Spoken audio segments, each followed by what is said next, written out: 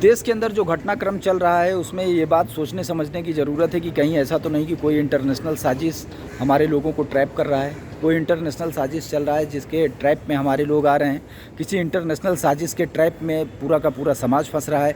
क्योंकि एक समय ये राष्ट्र वर्तमान टाइम में घुसपैठियों की प्रॉब्लम को झेल रहा है, ये राष्ट्र इस टाइम पर विदेशी आक्रमण की कंडीशन को झेल रहा है, जो हकीकत है।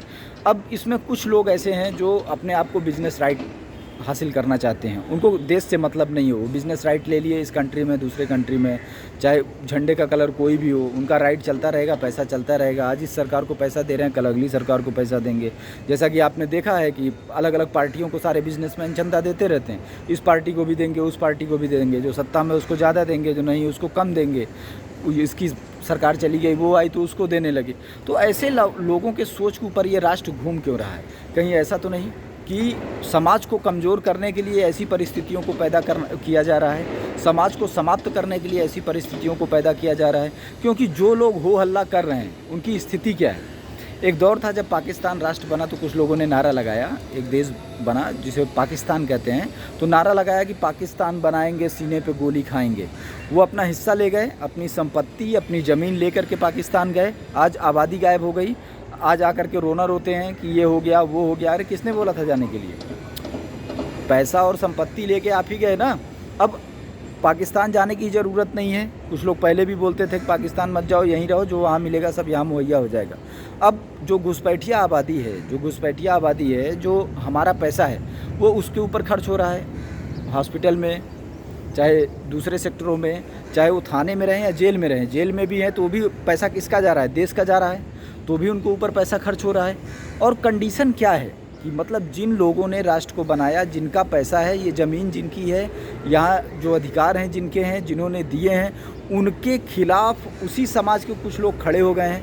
क्या उनके अंदर ये क्षमता है कि जिस दिन ये घुसपैठिए उनसे टकराएंगे, जिस दिन ये इंटरनेशनल ताकतें उनसे टकराएंगी, वो पल भर टिक पाएंगे? ये जो बड़ी बड़ी बातें हैं, जो सभ्य समाज जो कि कानून को मानता है, उसको कानून के नाम पर कुछ उल्टा सीधा डरा के, धमका के, किसी भी तरीके से उसका इंसल्ट करके, उसको इंसल्ट करने की स्थिति में ला करके, कहीं ऐसा तो नहीं कि आपके लिए फांसी का फंदा तैयार किया जा रहा है? जिस तरीके से जो लोग पाकिस्तान सीना चौड़ा करके गए थे उनकी क्या दुर्दशा है आप देख रहे हैं। अगर सपोज़ करो क्षत्रिय समाज ने बहिष्कार कर दिया, ये बोला कि ठीक है हम सामाजिक बहिष्कार करते हैं, तो क्या हो जाएगा उनका? उनकी ज़मीनों का कुछ हो जाएगा, उनकी संपत्तियों का कुछ हो जाएगा? कुछ नहीं होगा। पर ये जो लोग चिल्ला रहे हैं उनकी आवाज़ दबा देंगे। कौन दबा देंगे? वो बोलने की ज़रूरत नहीं है। वो चाचा जान के साथ जो लोग गए थे उनकी आवाज़ किस तरीके से निकल रही है, उससे भी ख़राब आवाज़ अपने ही देश में कहीं निकलने की स्थिति पैदा ना हो जाए, ऐसी संभावना है। क्योंकि आप देखने को पाएंगे कि लोग अपना गांव छोड़ के भाग रहे हैं, घर छोड़ के भाग रहे हैं, तख्ती लगा रहे हैं। अभी आप बोल रहे हो इनके खिलाफ़ ऐसा है वैसा है, बड़ी बड़ी ज़बान खोल रहे हो, फिर उनके खिलाफ़ सांस भी नहीं ले पाओगे। वो गाँव में घुस जाएंगे, बगल में टेंट लगा के आके बस जाएंगे और गांव में घुस जाएंगे, उसके बाद सांस लेना मुश्किल गुजर जाएगा। तो कहीं ऐसा तो नहीं कि चारा बनाने के लिए इस तरीके की परिस्थिति कुछ लोगों ने क्रिएट की है कि सामाजिक डिस्प्यूट हो जाए? एक ताकतवर समाज जो संकल्प की शक्ति रखता है इस धरती पे, अगर देखा जाए तो एक क्षत्रिय ही है, पूरी धरती पे एक क्षत्रिय ही है जो संकल्प की शक्ति रखता है। क्षत्रिय की जो सबसे बड़ी ताकत होती है वो संकल्प की शक्ति होती है। वो अगर संकल्प कर लेता है तो उस काम को करता है, ये उसकी प्रवृत्ति है। तो कहीं ऐसा तो नहीं कि कुछ लोग इस तरीके से उसको प्रेरित कर रहे हैं कि जिन्होंने सुरक्षा का संकल्प लिया, जिन्होंने सम्मान का संकल्प लिया, जिन्होंने गौरक्षा का संकल्प लिया, नारी सम्मान का संकल्प लिया, धर्म रक्षा का संकल्प लिया, वो बहिष्कार का संकल्प ले लें। अगर जिस दिन उन्होंने बहिष्कार का संकल्प ले लिया तो उस दिन क्या टिक पाएगा कोई? कल को अगर गणराज्य की बात आई भी, अगर गणराज्य का जो भी 99 ईयर्स के लिए अंग्रेज़ों ने अपना हिसाब किताब बनाया था, कुछ ऐसा सुनने में आता है, तो सही या गलत पता नहीं, तो जो भी है, अगर उस दिन ये नौबत आई है उन्होंने बहिष्कार कर दिया, फिर कहाँ जाइएगा? अगर उन्होंने सामाजिक बहिष्कार ही कर दिया कि भाई इनके साथ कुछ भी घटित हो, हमसे इनसे कोई लेना देना नहीं है, तो क्या उनके सामने कोई टिक पाएगा? उपद्रवियों के सामने कोई टिक पाएगा? उपद्रवियों से आपकी रक्षा कौन करेगा? कौन सा नेता आएगा? कौन सी राजनीतिक पार्टी आएगी? अरे वो राजधानी में बैठे रहेंगे, हाई सिक्योरिटी में। आडवाणी जी भारत में आए, आडवाणी जी भारत में रहते हैं, पाकिस्तान में दुनिया भर के हिंदू मारे गए पर आडवाणी जी को कुछ हुआ, वो राजनीति में ऊंचा रसूख रखे। इंडिया से जो लोग पाकिस्तान गए, जो जिनके पास भी संपत्ति थी, उनका कुछ हुआ, न वो पाकिस्तान में भी ऊंचा रसूख रखे। उनके ऊपर कुछ नहीं होगा। जो जन सामान्य इस बहकावे में आ रहा है उसको इसकी कीमत चुकानी पड़ सकती है। इसलिए आप समझें, सोचें और ऐसा ना करें कि अगर आपने एक बार इस सभ्यता के अंदर दरार डाल दिया तो आप भर नहीं पाएंगे। और एक बात को हमेशा नोट करके रखिए कि इस धरती पे क्षत्रिय समाज ने जिसका भी सामाजिक बहिष्कार किया उसका वजूद हाशिए पे आ गया। ये एकदम यूनिवर्सल ट्रुथ है।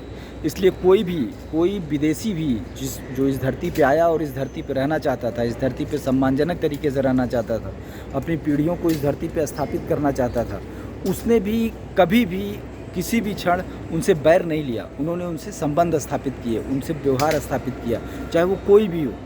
क्योंकि इस धरती पे जितनी भी ताकतें चली, जो भी विदेशी ताकतें चली, जो भी आक्रांता चला, अगर इस धरती पे किसी ने विजय रथ रोका तो वो भारतवर्ष ने रोका। अब भारतवर्ष के यही वो योद्धा हैं जिन्होंने अपने शीश चढ़ा करके इस धरती के सम्मान के लिए उसको रोका।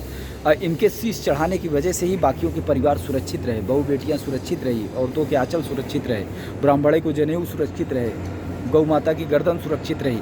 उसके लिए इन्हीं लोगों ने अपने शीश चढ़ा दिए और इन्हीं के दम पर, इन्हीं के भुजदंडों के दम पर, इन्हीं की सोच के दम पर, इन्हीं की संकल्प शक्ति के दम पर ये राष्ट्र यशस्वी राष्ट्र कहलाता है।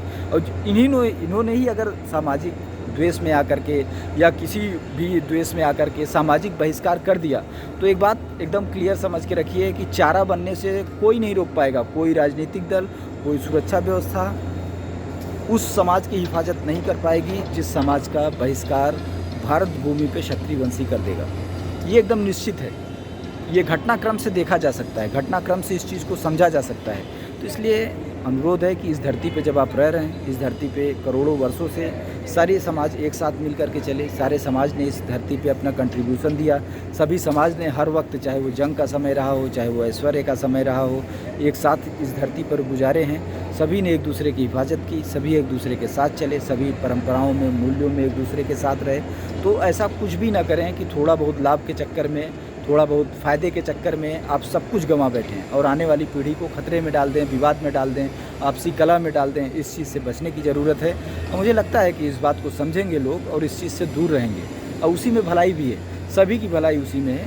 इस भारत भूमि की, इस भारतीय परंपरा की, भारतीय मूल्यों की, भारतीय समाज की और खुद उस समाज की जो विवादों के चक्रव्यूह में शायद आ रहा है। तो इस बात को समझें और इस पर काम करें।